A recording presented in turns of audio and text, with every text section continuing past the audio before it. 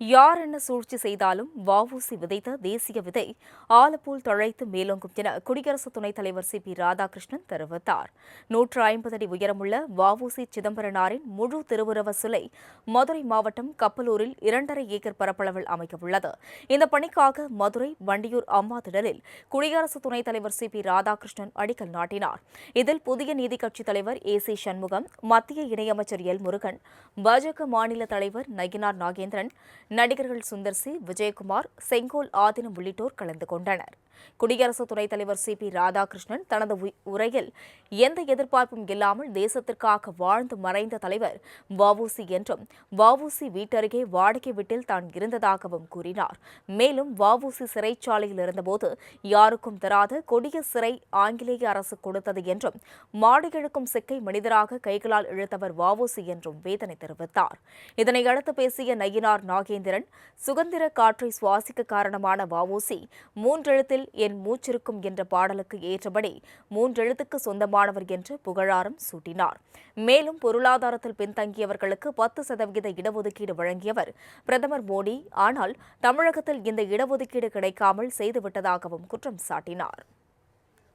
சுதந்திர காற்றை வீசிக் கொண்டிருக்கின்றன, சுதந்திர காற்றை சுவாசித்துக் கொண்டிருக்கிறன. அதற்கெல்லாம் காரணம் இருந்த மாமனிதர் நரேந்திர மோடி அவர்கள் பொருளாதாரத்தில் பின்தங்கியவர்களுக்கு EWS அதன் மத்திய அரசிலே வேலை வாய்ப்பிலே அதை இடம் கொடுத்தார்கள். ஆனால் நீங்கள் தமிழ்நாட்டில் அது கிடைக்கவில்லை. இது பொது இடம், அதனால் இதற்கு மேல் நான் பேச முடியாது. தமிழ்நாட்டில் அது கிடைக்கவில்லை. அது கிடைக்க வேண்டும் என்று நான் சட்டமன்றத்தில் பேசினேன். ஆனால் அதற்கு இன்றும் பதிலில்லை. மாறாக ஒடுக்கக்கூடாது என்று சில பேர் கோர்ட்டுக்கே போயிருக்கிறார்கள். இதுதான் நீங்கள் தமிழ்நாட்டினுடைய நிலைமை. இதனையடுத்து பேசிய மத்திய இணையமைச்சர் எல். முருகன், வ.உ.சி.யின் சுதேசி கனவையும் எண்ணத்தையும் நிறைவேற்றி வருபவர் பிரதமர் மோடி என்றும், மேக் இன் இந்தியா திட்டம் மூலம் நமது பொருட்களை தேடி உலக நாடுகள் பெருமளவில் வருவதாகவும் பெருமிதம் பேசினார். நம்முடைய வ.உ.சி. ஐயா அவர்கள் என்ன கனவு கண்டாரோ, அவர் எதற்காக சுதேசி கப்பலை ஓட்டினாரோ, அந்த சுதேசி இயக்கத்தை ஐயாவுடைய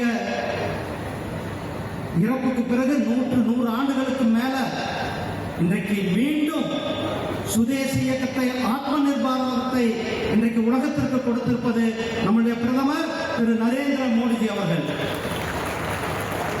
நம்முடைய மோடி ஐயா அவர்கள் இன்று மேக் இன் இந்தியா திட்டத்தின் கீழ உலக நாடுகளிலிருந்து இந்தியாவுக்கு வந்து கொண்டிருக்கிறார்கள். நம்முடைய வ.உ.சி. ஐயாவுடைய கனவு என்னவாக இருந்தது? நம்மளுடைய பொருட்கள், சுதேசி பொருட்கள் வெளிநாடுகளுக்கு செல்ல வேண்டும் என்பது. அந்த கனவை இன்றைக்கு நிறைவேற்றிக் கொண்டிருப்பது நம்முடைய பிரதமர் அவர்கள்.